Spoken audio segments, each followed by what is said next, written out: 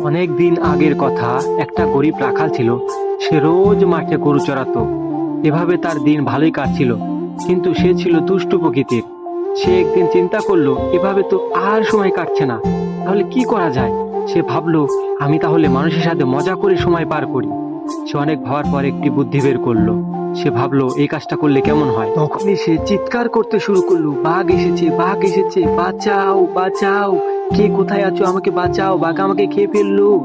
এই শুনে আশেপাশে যারা ছিল তারা দৌড়াতে শুরু করলো এবং অনেক মানুষ একসঙ্গে জড়ো হয়ে গেল।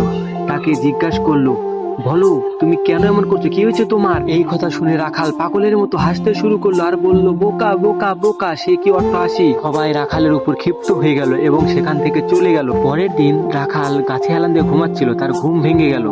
সে ভাবছে, না জানি কত বেলা হয়েছে, কিন্তু সে আকাশে তাকিয়ে ভাবলো, না বেলা হয়নি।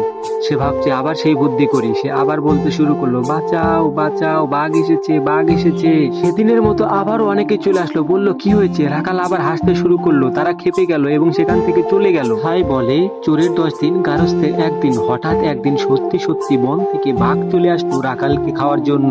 হঠাৎ রাখালের ঘুম ভেঙে গেল। সে চিৎকার করতে শুরু করলো। প্রতিদিনের মতো আবারও সবাই চলে আসলো, বলল, ভাই চলো ওকে বাঁচাই। কিন্তু একজন বলল, না ভাই, ওর কি সময়ের মূল্য আছে, আমাদের কি সময়ের মূল্য নেই, তুমি যাও, আমাকে কাজ করতে দাও, আমাকে অনেক কাজ করতে হবে। এই বলে সে আবার তার নিজের কাজ শুরু করলো। এদিকে সত্যি সত্যি বাঘটি রাখালকে খেয়ে ফেললো। সেদিন আর রাখালের বাঁচার কোনো উপায় থাকলো না।